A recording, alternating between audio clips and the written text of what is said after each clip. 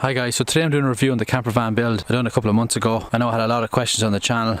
Okay, so starting off with the front here, this is a 2009 Transporter. So originally it had the T5 front. I changed the bonnet or the hood, depending on where you are, the headlights, the grille, the front bumper, and obviously I added a splitter at the bottom as well. I think the splitter was about 120 euros on eBay. I'll list all the links for the stuff I used. The bonnet is a straight swap over. It's just a matter of changing the 4 bolts over and everything pretty much fits. The headlights, you need to make a bracket along the bottom to get the headlights to work from the T5.1. The grille, the bumper, pretty much everything is the same. I had to get different fog lights, alright, because the fog lights I had were different. I would say the process to change over everything on the front was probably cost me about 500 euros, and I sold some of the old front parts as well, so it didn't really cost that much to do it, and I think it looks a lot better with this front on it than the previous front I had on the van. Okay, onto the wheels next. The wheels I have on this are Range Rover Vogue, I think wheel it is. They're 20-inch wheels. The size of tyre I have on them is 255, 45 or 20. It drives actually really nice on them. You will need to upgrade the nuts on these.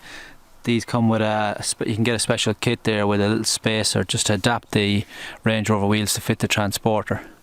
I also colour coded the mirrors and the door handles and the rear bumper as well. I replaced the rear bumper. It was kind of a rough textured finish bumper, so we got a smooth finish bumper and put on. I think it looks much better. I changed the taillights as well on this. I think these are from a 2016 or 15 Transporter. There is some wiring to do, but the bolt in is a straight bolt in. Also, I replaced the spoiler on this as well, which I think is a big improvement as well, probably the biggest improvement on the outside. This was quite cheap. I think this was only maybe 70 euros on eBay. Also, I put the roof rails on as well. These were just 6 bolts and they bolt down into the original factory holes. Okay, so on to the interior. Probably the most common question I get is where I got the seat covers. The seat covers I got through a Polish guy here in Ireland. I'm not quite sure where he actually got them. I know they were around 300 or 400 euros for the kit. That was including the back seats. On the dash, if you remember, I removed all the plastic pieces and we colour coded them all, which I think really brightens up the interior a good bit. I also fitted a head unit as well. This is just a cheaper one I got from eBay, but it works perfectly fine. It does everything. I think it has DVD, USB.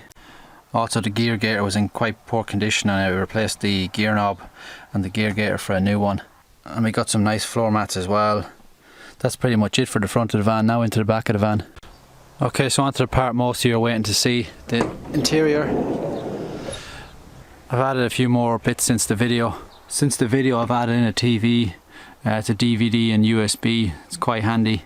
The table is just a kit you can get where you get the leg and these brackets underneath, and these simply clip out. I'm actually going to remove the table so you can see more. The kitchen cabinets actually came in a kit, but there's a lot of modifying to get them in. They have to be cut to fit the van. A friend of mine helped me with that.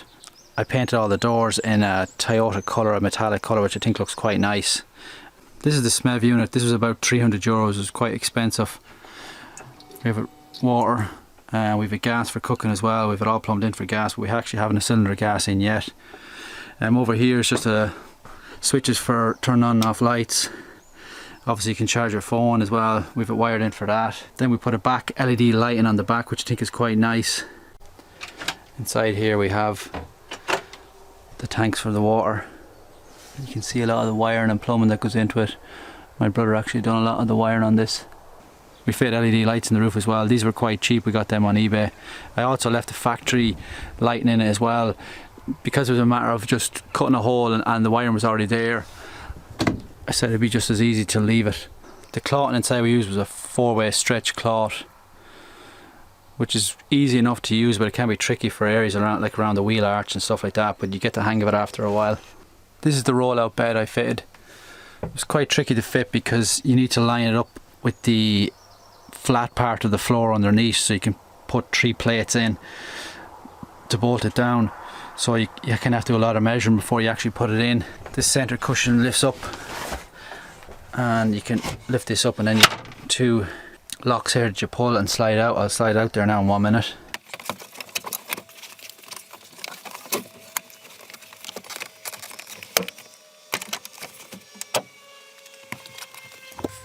bed is actually quite big when it's rolled out.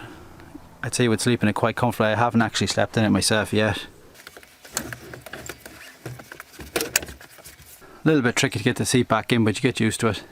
On the back here I just carpeted the original panels that came with the van and put them back on. They look quite nice. I did the same on that side. On the rear end there was a lot of work that needed doing. I bought this plastic trim here that really finishes off the back end of the floor. Originally this was just plywood that had to be all taken out. The cushion sits on an actual lip here I made, because there's no actual way to hold the back cushion. Then you have the back cabinets, which I don't have anything in, but there's good storage in them. That one's actually quite long, so you could use, maybe put fishing rods or something in there. This is one set of bolts where it was bolted down, and the other is far in there. I think there's 6 bolts in total, and then there's plates underneath that clamp the seat to the van. And that's pretty much everything I can think of, guys. If you have any other questions you want to ask me about anything, just put in the comments below and I'll try and answer as best I can. I think on this van it was a huge transformation from where it was before, but you can do the same yourself. It is a good bit of work, but it's not too complicated. But I hope you enjoyed the video, and thanks for watching.